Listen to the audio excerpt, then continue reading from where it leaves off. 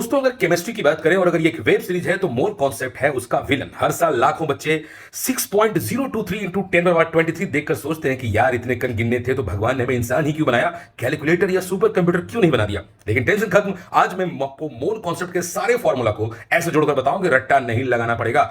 तो चलिए शुरू करते हैं। सबसे पहले बेसिक डेफिनेशन के आधार पर अगर देखें तो भाई जरा ध्यान देना, 1 मोल ऑफ एनी सब्सटेंस जो है वो 6.023 इंटू 10 एंटिटी को रखता है। ये वैल्यू आप जानते हैं जिसे हम लोग एवोगैड्रोस नंबर कहते हैं, ठीक है। अगर बात करें मोल की तो मास रिलेशन के आधार पे मोल होता है given mass by molecular mass.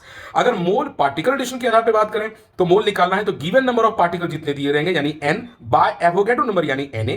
अगर आपको n यानी नंबर ऑफ पार्टिकल निकालना है तो उसके लिए आपको मोल को एवोगैड्रो नंबर से मल्टीप्लाई कर देना है।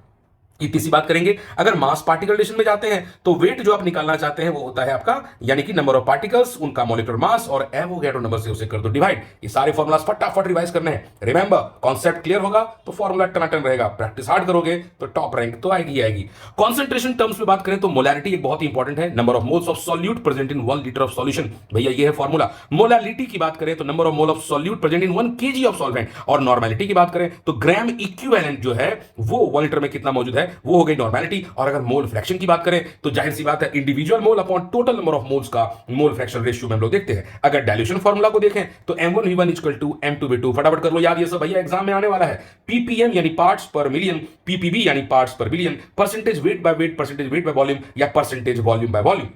अगर हम लोग परसेंटेज वेट बाय वेट देखें तो कितना ग्राम ऑफ सॉल्यूट कितने ग्राम ऑफ सॉल्यूशन मौजूद है इनटू 100। अगर वेट बाय वॉल्यूम देखें तो कितना ग्राम ऑफ सॉल्यूट कितने वॉल्यूम ऑफ सॉल्यूशन में है इनटू 100। और अगर वॉल्यूम देखें तो कितना ml ऑफ सॉल्यूट कितने ml ऑफ सॉल्यूशन में है इनटू 100। अगर ppm यानी पार्ट्स पर मिलियन की बात करें तो वेट ऑफ सॉल्यूट जो मिलीग्राम में है upon weight of solution kg में इनटू 10 6 कर देना, पार्ट्स पर मिलियन हो जाएगा। और अगर बिलियन की बात करें तो सेम को 10 9 से मल्टीप्लाई कर देना। सर आपका काम आसान हो जाएगा।